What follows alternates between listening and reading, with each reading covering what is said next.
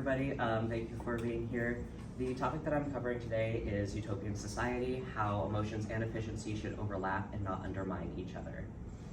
I would like to start off with saying that this is specifically about the history of Thomas More's Utopia. Thomas More's Utopia was initially published in Latin in 1515 and was translated to English for the first time around 1551. The story creates a world that ensures that no man may live idly and he must follow his trade diligently. While there is supposedly time for relaxation between meal and work hours, they may not abuse that interval in luxury and idleness.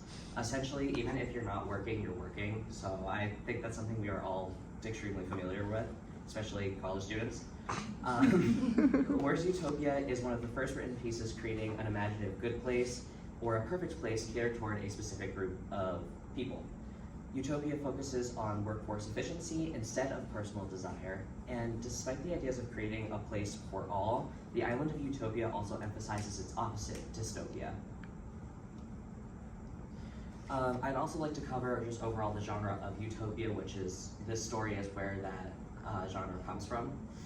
Utopia is typically an imagined place of perfection that focuses on social structure, laws, and politics. Politics and social structure have a tendency to overlap in terms of class setup and governmental control. A prime example of this are things like factions, which are typically organized groups that exist under a larger establishment. These groups also have a tendency to focus on a specific goal or policy. One example that I'm sure everyone knows really well is the Hunger Games, where each population is divided into districts 1 through 12, and they each have a specific labor task, from fishing, mining, to things like luxury goods, transportation, and textiles. Another good example of this is Divergent by Veronica Roth, in a similar fashion, but divided more based on a personality test, where they are then put into various career groups, such as Dauntless is law enforcement. On the topic of law, utopian law has a tendency to reinforce heteronormativity. While it's not explicitly stated, contextually, the island of Utopia is heteronormative, and it focuses on the ideals of breeding a workforce. This, firstly, invalidates the existence of aromantic and asexual individuals, or people who may not be interested in marriage or familial life, period. Heteronormativity also focuses on the idea of heterosexuality being the norm or what is expected of people, which often can be associated with things like homophobia, creating a dangerous environment for those that fall out of that norm. Beyond this, the legal ages of marriage vary for the male and female populations based on when individuals are in their prime for conception. It is said that their women are not married before 18, nor their men before 22. Though it is not directly stated, it is implied that those old enough are expected to marry and produce children. On top of having a family, both parents of the home are expected to labor in some way if they are physically and mentally capable of doing so. Going a little into the family life aspect of this, there is also an increased risk of domestic violence cases, considering, if nothing else, the age gap being 4 years minimum between married individuals. On top of this, we see a patriarchal mindset even within a utopian society. Again, going back to the idea that as much as utopia is meant to be for everyone, it is based on personal ideals of what is perfect. The narrator clarifies that husbands have power to correct their wives and parents are able to chastise their children. Chastisement typically ranges from verbally to physically correcting an individual, also known as domestic violence. It's very much a loop, it all connects back to each other, and it can be extremely dangerous. Lastly, personal life is meant to provide a sense of privacy. This does not happen in Utopia. Homes are crowded with a minimum of 10 individuals and up to 16, not including children. So it can be a household of 10 to 16 adults, and you can have however many children on top of that, meaning the space is likely extremely crowded, no matter the size of the home. One of my first thoughts looking at this is it's quite reminiscent of things like concentration camps and similar spaces that we see throughout our history. People were crowded like barn animals and forced to work, something in our history that is then seen here. Does that sound utopian? Going into labor, There is, again, quite an overlap between some of the things we've seen in concentration camps.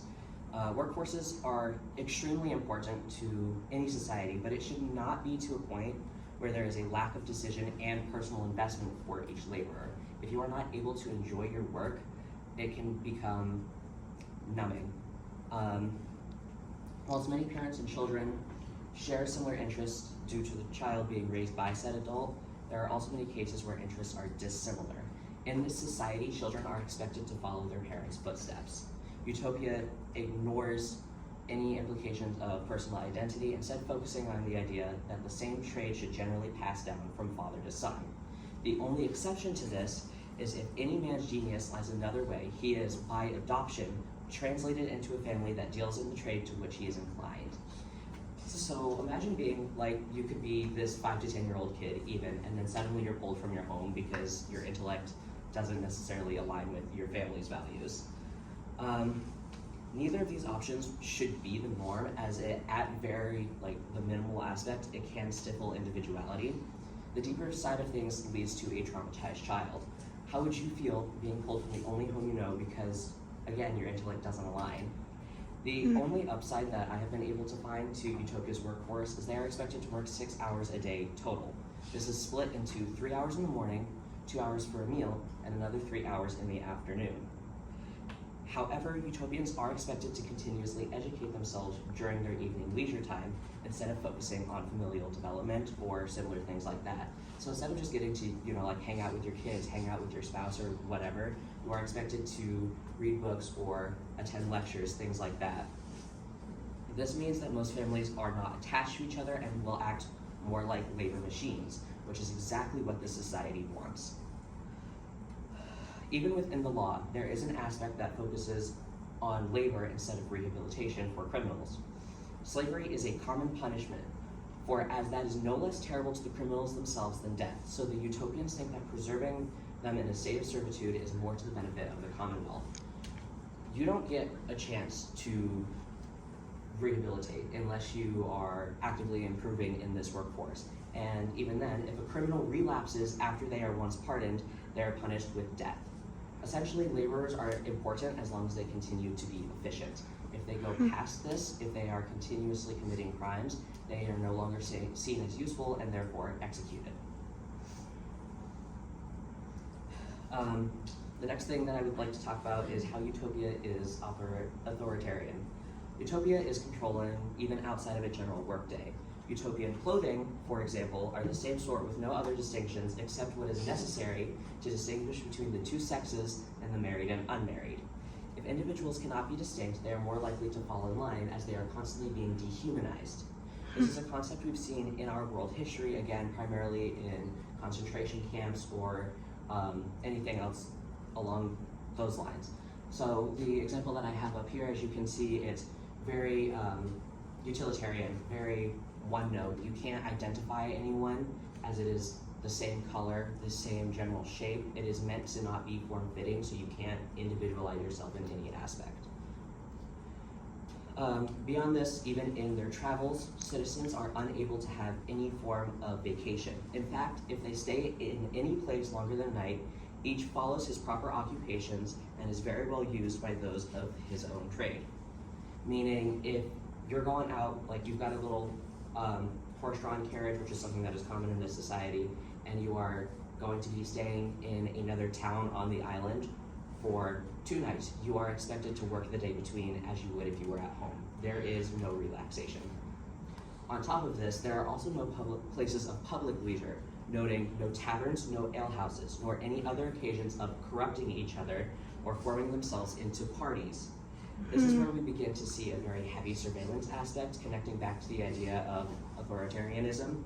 Finally, all men are expected to live in full view of one another, so that all are obliged both to perform their ordinary tasks and employ themselves well in their spare hours.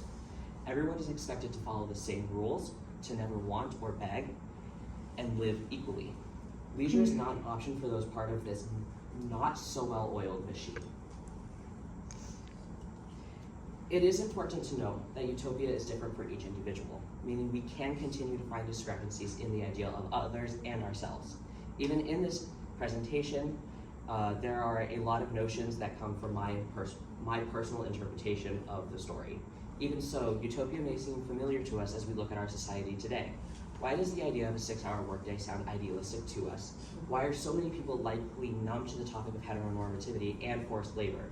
Why are we continuing to fight battles today that reflect a piece of writing from over 500 years ago? That is all that I have. Thank you. I will take any questions at this time.